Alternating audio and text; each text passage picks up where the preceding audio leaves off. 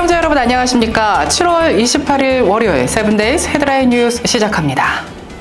28일 저녁 맨하튼 파크 애비뉴에 위치한 고층 오피스 빌딩에서 충격적인 무차별 총격 사건이 발생해 경찰관 1명을 포함한 4명이 사망하고 용의자까지 스스로 목숨을 끊어 총 5명이 사망했습니다. 이번 사건은 뉴욕 시민들을 깊은 충격에 빠뜨렸습니다. 총격은 현지 시각으로 오후 6시 30분경 파크 애비뉴 345번지 오피스 빌딩에서 시작됐습니다.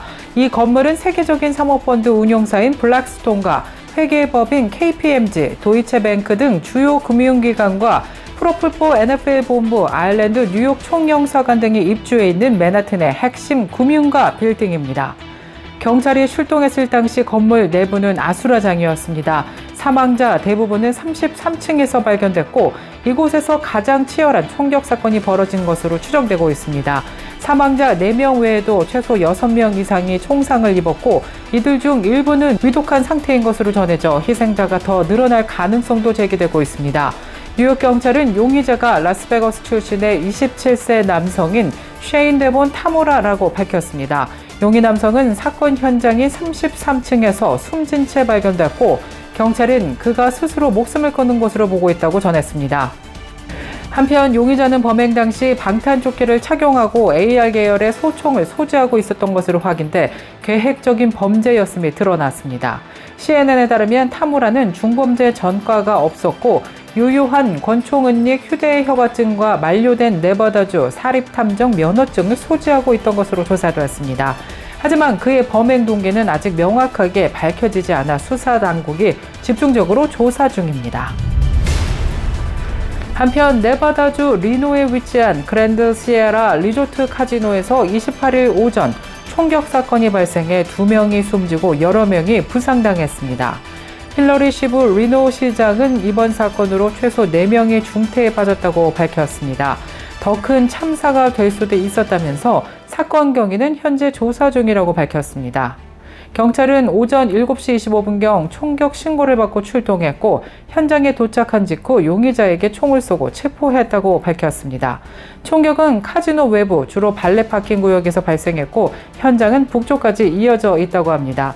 그랜드 시에라 리조트는 리노 최대 규모의 호텔 카지노 단지 중 하나로 27층 규모의 객실 약 2,000개, 카지노와 스파, 레스토랑 등을 갖추고 있으며 과거 MGM과 발리스 호텔로 운영된 바 있습니다.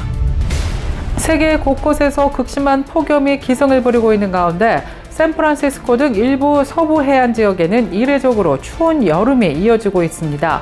국립기상청은 27일 해당 지역의 올해 6월에서 7월 1일 최고 기온이 역사적으로 낮은 수준을 기록했다고 밝혔습니다. 여름이 이렇게 춥게 시작된 마지막 시기는 샌프란시스코 다운타운의 경우 1982년, 샌프란시스코 국제공항의 경우에는 1965년이었다고 전했습니다. 올여름 샌프란시스코 시내는 43년 만에, 국제공항은 60년 만에 이를 최고 기온 평균치가 가장 낮았다는 것입니다.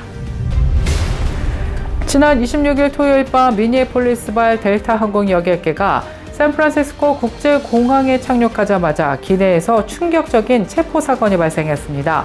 해당 항공편의 부기장인 러스톤 바그와가르가 10세 미만의 아동 대상 성범죄 혐의로 전격 체포된 것입니다. 사건은 델타 항공 2809편이 샌프란시스코 활주로에 안전하게 착륙한 직후 발생했습니다. 비행기가 게이트에 도착하자마자 보안관 부서 형사들과 국토안보부 수사대 요원들이 기내로 진입했고 이들은 곧바로 조종실로 향해 승객들이 지켜보는 가운데 바그와가르 부기장을 수갑을 채워서 기내 통로를 통해 끌고 나갔습니다. 바그와가르 부기장은 지난 4월부터 아동 대상 성범죄 혐의로 당국의 조사를 받아온 것으로 조사됐습니다. 피해 아동은 바그와가르가 자신의 어머니와 교제를 하던 시기 자신이 6세부터 11세이던 기간 동안 성적으로 학대당했다고 진술한 것으로 전해졌습니다.